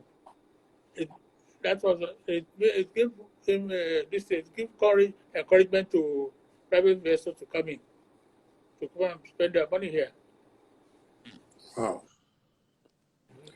And what's your role in SpectraNet? There seems to be so many companies in Nigeria. Well, SpectraNet is doing internet, 4G internet, and it's not a big organization like Multilinks or this. It's a small organization providing internet services. Our idea before was to get Sky TV like Sky in Europe with all the bundles of all their various bundles of this thing to come to Nigeria to come and give a rival to rival DSTV, South African DSTV. That was our plan. That if you get that, but before that, cost of content is very, very high. Cost of content is, they're using Sky in London. Wow. And it's very, there's no way, and if you can get it here and you can sell it at lower rate, you drive this away. DSTV. Because Nigeria likes sport, and Sky has the best sport. Nigeria like so many things. Their news is better. Their everything is better. So why is it so difficult and impossible? When you study when you look at cost, the cost of content is so high that we won't be able to. I think the South Africans have locked it down since they have been able to. It's difficult. ITV tried when it came, Dubai tried. He really tried. But those people, and then our banks are not ready to gamble with that kind of money, to say, okay, yeah, probably. That is why cost of this is high. Because you invest on something, you want to make sure that you recover that money very quickly. Because everything can change. That is the problem in our country. But there's no reason why cost to provide service, cost should not be as low as anything. But you say, I invested so much money here, You have to recover that money before you have problem. Before you say, look at what is happening today. Naira is falling like yo-yo. If you buy equipment and you say, okay, I'll pay you so time. By the time you want to pay now, the cost will be 1 or 3 times. That's the problem we have. Wow. So, what do you think is the way forward, sir? Because We just everything we have be to, talking about is gloom and doom. So, what we is just have the... we just have to follow the world. So I could see that recently when they wanted to introduce G5, 5G, some people, even some well-educated people, are saying that 5G is the importer of. It's because of COVID. That was the most experience I ever had in my life. Wow. Oh, so you don't think it is true? I think so. It's just fake. I don't know how they. Why did they say 4G is not causing this thing? Because I know when we were fasted that day, they say, we cannot allow you to put this in residential area tower. But we are not going to serve people in the bush. We are going to serve people in the residential area. How can they get service? If you say you cannot put it there, you go and put it in the bush. We serve people. It means that people have to come and use it there. It's not that, and 5G is going to come, whether we like it or not, because it's the next level. It's faster, it's more efficient, it's everything. I already have it in London. It's not working everywhere, but at least the trial areas, we have it. I got it from Carphone Warehouse. I have 2 SIM my phones as we speak. And And you cannot say that brings COVID. Hey, which COVID? You know, I was surprised well, that people there are too many that conspiracy theories. That's the problem. People sit down and they even said it's an antichrist. So we're not going to. So by using telephone, then I don't understand. But so you said we must follow the world. So you recommend strongly that whatever technology is available. Yes, and that's where China is. China is developing fast. And I'm sure they are working on 6G now in their research effort. That's why China is becoming master of everywhere. Wow. Now, on the issue of leadership and politics, because all these things still boils down to the problem of leadership and politics. So, how do we deal with our situation?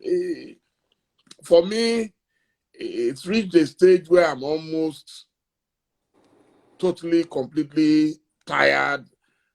And I just feel, okay, let me do whatever I can do and leave. Because every time we have a new government, we hope something is going to change. So do you have any vision for the Nigeria of the future? I think I just minus follow that we can do. We are not doing any research. We rely mainly on oil, and oil will not be. They are now developing electric cars. And they are giving a time limit to have to develop to manufacture petrol. When everyone is now going electric, what will happen? Nobody will buy crude oil will become $5. We're not going to raise the cost of digging the district. We are not thinking of that now. We are still thinking of oil as the mainstream. Unless we wake up, we will be in trouble. With Nigeria will be and the fear that I have is even worse than that. The Chinese very clever. They are clever lots. People will say because they bent down, they killed them. You see, they know what they are doing. I understand they have nearly got Gambia into trouble now. They give us loan, they give us plenty of loan, and we get money. We think it is very good. By the time our children now take over, our grandchildren take over in the country, problem comes because that is the time to pay these things. You cannot pay it. We don't manufacture anything. We don't export anything. We rely on oil and gas, and nobody wants it, and now they want to get their money. They will take away the country gradually. I got somebody was talking on the net. I said this is a fear that I know is going to be real. This money is there. They will give you a term of 20 years. After 20 years, you start paying. And when you start, what is the value of that money 20 years time? If you take 10 naira, $10 today at 500 naira, maybe that time 1,000 naira will be $1. So you're going to pay it at the rate at that time. How do you want to cope? Unless something really happens, because we should really come out and work on, because there are countries where they don't have any oil and they are surviving. They don't have gas, they are surviving. Unless we look at the way we can survive, we are really going to be in trouble. Because when I look at what is happening in Nigeria today, we are fighting various we're fighting Boko Haram and this and that. And yet, Nigeria has facility. We have a satellite over there in the orbit. No. Nigeria is controlled by Chinese for us. They are controlled from China. Satellite will be very used to monitor movement of, because we use satellite to monitor Earth resources. They can tell you where you have gold, bitumen, or anywhere. That satellite can measure the amount you have in that. But this satellite can be used to monitor movement of people across the border. It can be useful to immigration, can be used to custom, can be used to armed forces, or the section of armed forces. But behind that, what are we using for? We're not, that facility, we bought it. We used our own money, our own catastrophe money to buy it. What is it being used for now? Nothing. And yet we set up a whole organization, Niger Comsat, in response for this organization, for this, and we are fighting war. These people are using communication. What do you call them? The Boko Haram. They are still calling themselves. Why they get their frequency? They use in calling themselves. Why can't we jam all their distance so that they cannot communicate with themselves? I think there's also some foreign conspiracy. I know. But when you say foreigners will come and help us, naturally they can't do it alone. There must be some supporters who are helping them. But first of all, we have to identify such people. That is the purpose of our external affairs.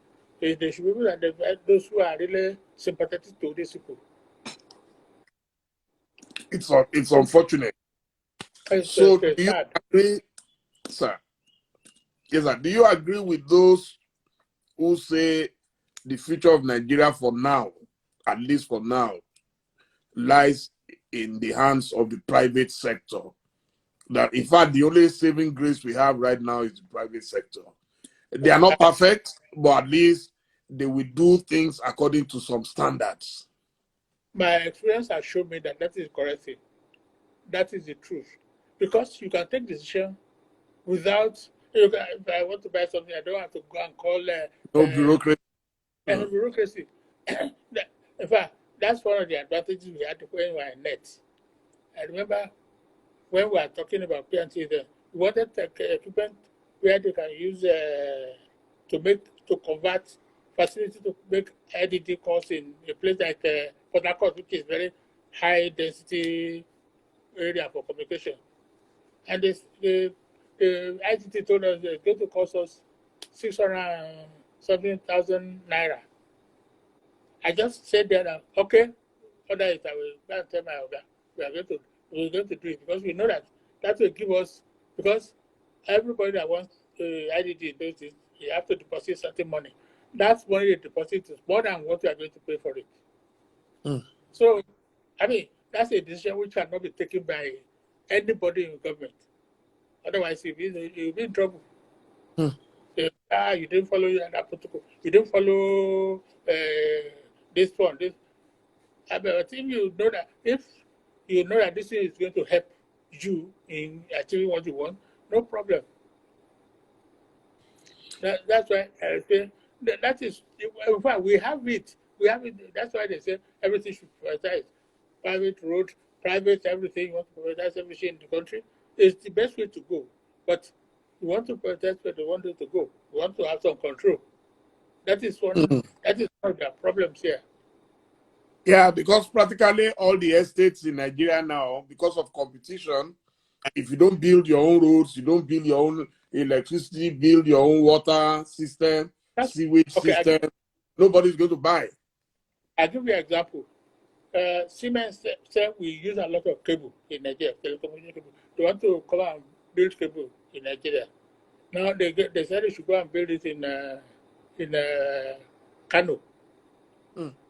They have to now build their own house, accommodation. They have to build in water. They have to put power, electricity, and so on. By the time they finish, they find that there's no way they can compete with imported cables, which is as good as their own. So what they did, they moved that company to South Africa. Wow. And importing from that company in South Africa to Nigeria. And that's I mean, you can see what is happening in the country. Unless we really want, if we wanted to go, let private initiative drive the economy. That's the only way out. If we allow, we want the government to do this, we will never get there. We never get anything. Well, but someone has written here that government policies can easily stultify the progress of any private company.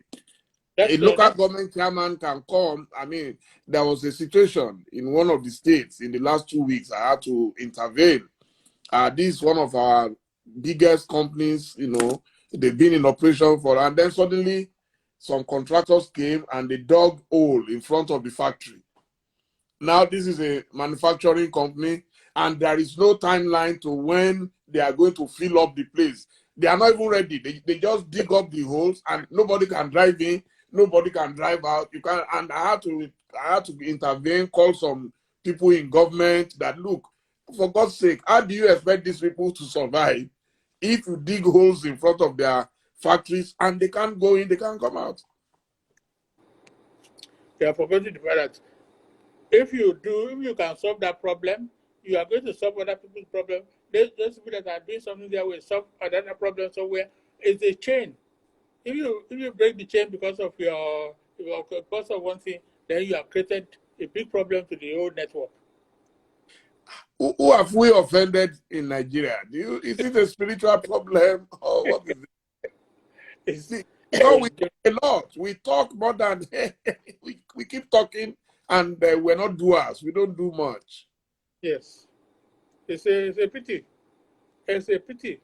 I mean, when you say you want to do this, and the government says, okay, it's a good idea, but at the end of the day, they will control it.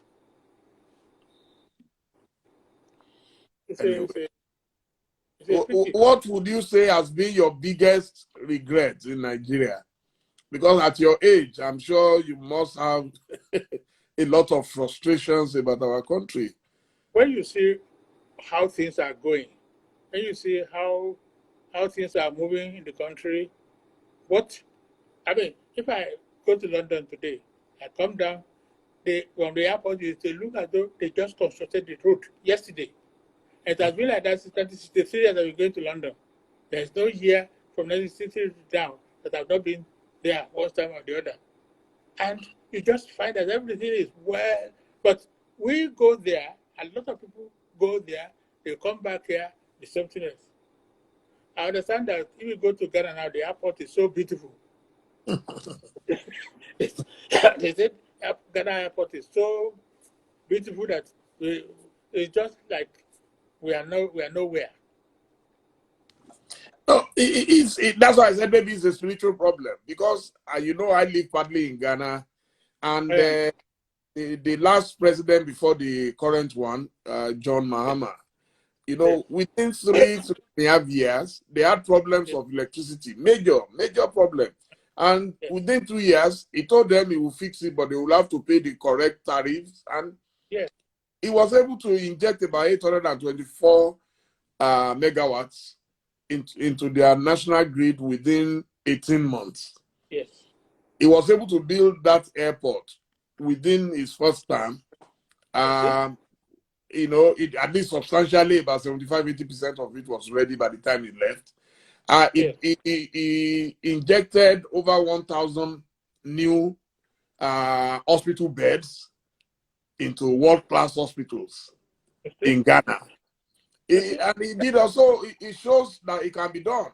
And they don't have our money, they don't have our resources, they don't have, it's just about the discipline and the willingness. It's leadership more than anything. Leadership. Yeah, you have the right leadership, but how do we not solve it? We all know it's leadership, yet we keep going around in circles. That's the problem with us. We go around in circles. This one is, I mean, we just have to. It doesn't matter. Let's have somebody who can create an environment such a way that people. In fact, first of all, corruption is a problem in our country. And why do we have corruption? When you look at the basis of the cause of it, I remember in the past, say those people retired in the 60s, like those old people that retire, we are working for government.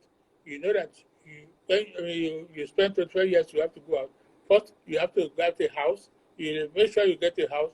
You stay maybe four bedroom, four flat house. You stay in one flat. The rest you use to feed yourself. And those are old civil servants. They don't have to steal money. They know that when they come out, this is what they're going to be. I mean, but nowadays, you will steal and steal, and you don't even know where to keep it. Some will keep it in a suitcase, and then you don't know what to do with it anymore. And that is our problem. That is, in fact, somebody was saying, why is that? How do we come to this situation? I said, what happened is that the time of Murtala Mohammed when he came in, an immediate effect created most problem, because you find that everybody was dismissed immediate effect. You don't have anybody that is dismissed is not entitled to pension, not entitled to gratuity. You dismiss. That's all. Then their children will say, my father worked 25 years. You dismiss him. Why should I end up like him? I will let me see some money. That is where this thing comes in. You see, the old man walked and walked. You see him is finished, and yet you say, no. The day Murtala came and said, the following people they are retired. Some judges collapsed. Some people died because of it. From that moment on, with immediate effect, we are doing that created corruption. It just generates corruption. I mean, if you are so rich, you drive, you finish. If they drive you, okay, bye-bye, take your job. You have enough money somewhere. Well, we must end on a happy note, because you may not have all the millions and all the billions. At 82, you are a fulfilled man. At 82, your brains are intact. At 82, you have children who are following in your footsteps. They are not armed robbers. They are not robbing any government. I think this alone should make you very happy. So whatever disappointments you've experienced in Nigeria, you are alive to see the progress, at least that others in the private sector are making. And we pray that you will live much longer. You have in your DNA longevity. So I pray that God will give you good health. Amen. And that God will keep you long. You are Wababanile, you are the head of the family. Everybody defers to you. And I want to once again thank you for what you've done for me, for what you've done for my family, and for giving Africa. Because if you didn't support us, Africa might not know some of the beautiful things that we've been publishing, innovation. So I want to thank you, sir, and God bless you. Thank you very much. Thank you. I'm grateful. Yeah.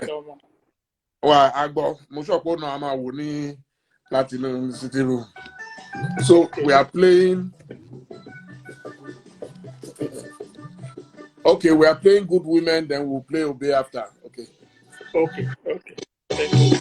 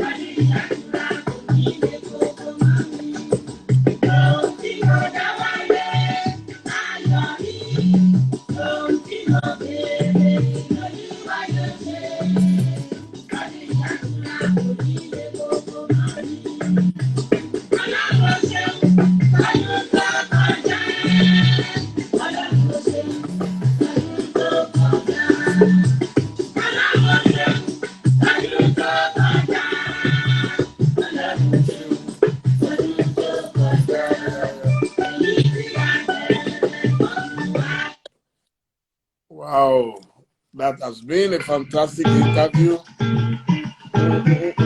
So, Baba likes Obey as well. So,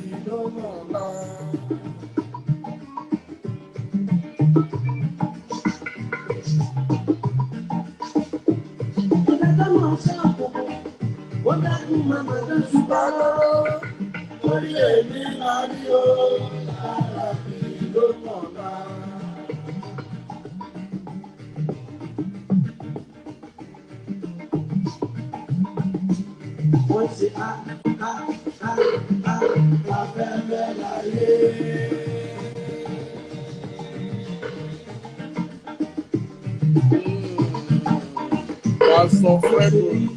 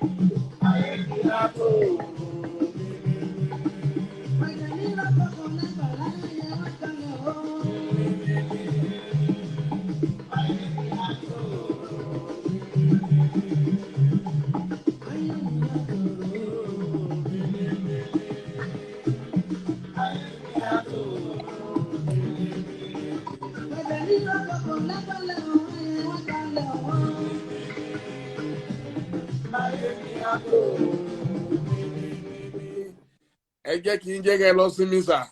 Ẹ ṣeun gan ni ẹ bá mi kí àwọn màmá wọn. Ọ̀pọ̀ àwọn Ṣẹ́gun gbogbo wọn Káyọ̀dé Mojí, I'm sure everybody is watching and all our cousins from all over the world. Ẹ ṣe gan ni sà. Ẹ pẹ́ fún wa. Ẹ ṣe ó dàrọ̀ sà. Yes sir. Come back everybody. Wọ́n á gbọ́ sà. Ẹ ṣe sà. Yes sir. Okay.